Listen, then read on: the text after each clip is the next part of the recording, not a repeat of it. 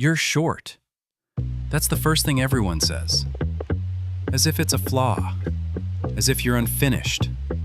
But what they can't see, you've always felt. You're not small. You're dense. Precise. Built for control. While others look at the game from above, you look for space. While they chase dunks, you chase balance. While they collide with size, you move with clarity. Reaching the rim may be tough, but the ball, it fits your hand like it belongs there, and it listens. You can't leap over people, so you go through them, through rhythm, through patience, through pure control. Others chase hang time. You fall in love with the ground, with the bounce, with the stillness between each dribble. The court becomes your canvas, the dribble, your paintbrush. Your first crossover doesn't happen under bright lights. It happens alone, behind the school, on cracked blacktop, under a crooked rim, with nothing but the sound of sneakers scraping pavement. You fake right, go left, and for one brief second, you're free, untouchable. It's not about scoring, not glory. It's control. And that control digs in, like a secret only you know. So you stay. After school, after practice, after everyone's gone. Head down, ball pounding, same movement, same rhythm. But every time you're building something new. You don't take your space with hops, you claim it with vision. Middle school comes, and you're still under 5 feet. But you're already directing traffic like a general. You point, you signal, you command. Coaches call you little coach. Teammates call you the floor leader. You pretend not to hear it, but deep down you smile, because it's true. You don't just see plays, you see what's about to happen. You adjust, you keep tempo. There are no mixtapes for what you do, no custom sneakers, no endorsement deals, just the same beat-up shoes and a hand-me-down jersey.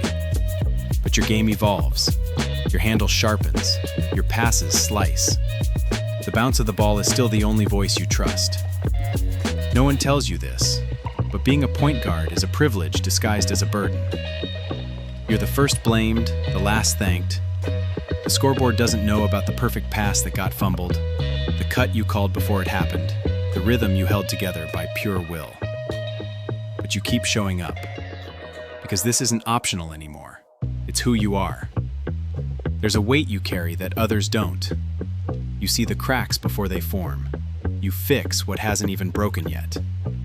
You're the quiet engine behind every win. And no one claps for the engine, they cheer for the paint job. And you tell yourself, that's okay. Then high school hits. Whispers grow louder. Scouts, scholarships, bigger guards with bigger frames. You know what's coming. You've seen it before. But you know something they don't. You've been underestimated your whole life. And that's exactly what you've trained for. So, you stay another night. Another empty gym. Same spot on the floor. 100 shots. Until the lights flicker. Until your legs burn. Until all you hear is the ball bouncing. The sound of truth.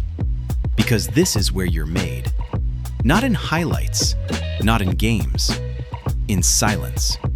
Where the ball listens better than anyone ever has. High school isn't about understanding the game.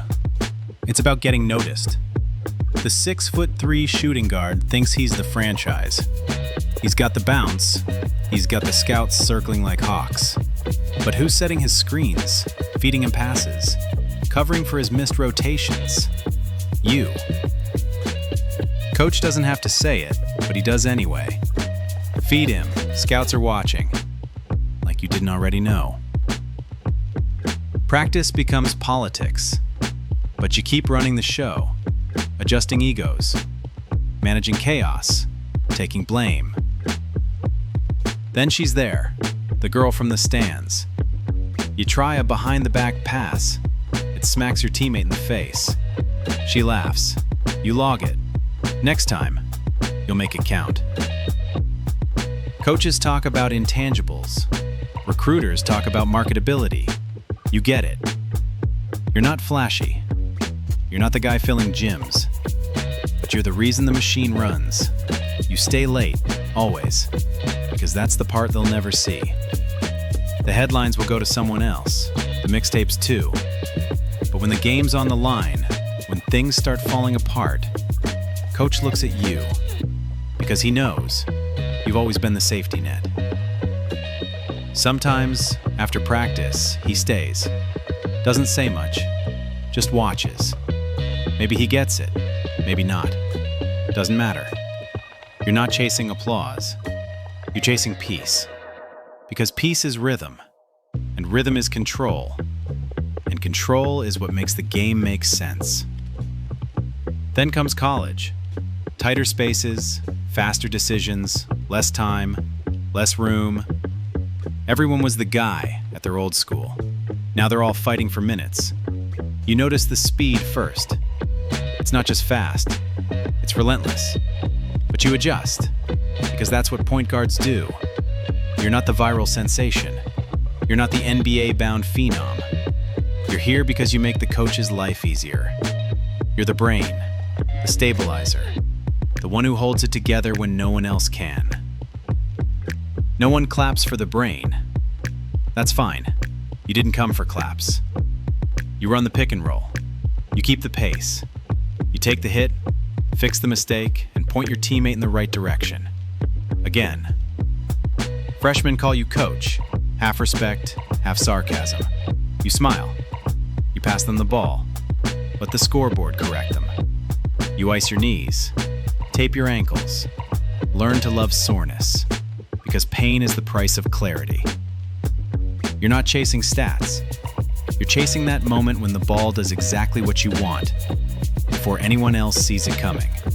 You play chess while others chase glory. Decline doesn't come all at once. It creeps. A sting here, a twinge there, a half step slow. But you adapt. You've always adapted. Less speed, smarter angles. Less bounce, sharper vision. Less shine, more substance. You become the veteran. The voice in huddles, the compass in storms. Not on the mixtapes, not on the billboards, but in every possession, your fingerprints are there. Eventually, your ceiling arrives, and you greet it with peace. No NBA, no shoe deal, no viral moment, just memories and rhythm. And that ball still listening in your hands, like it always has. You don't stay after practice for clout or fans or dreams that slip past you. You stay because this game, with all its chaos, still makes sense to you, and you make sense in it. You were never the tallest, never the fastest, but you learned early. Control beats chaos.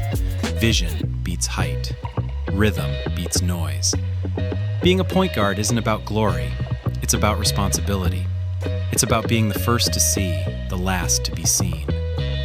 And you did it. With grace, with grit, with love. You gave the game everything, and in return, it gave you rhythm. And that's enough. That's why it's great to be a point guard. Not because they see you, but because the game always did. If this story made you feel something, don't forget to like the video and subscribe to the channel. Now the ball's in your court. Who should we cover in the next video?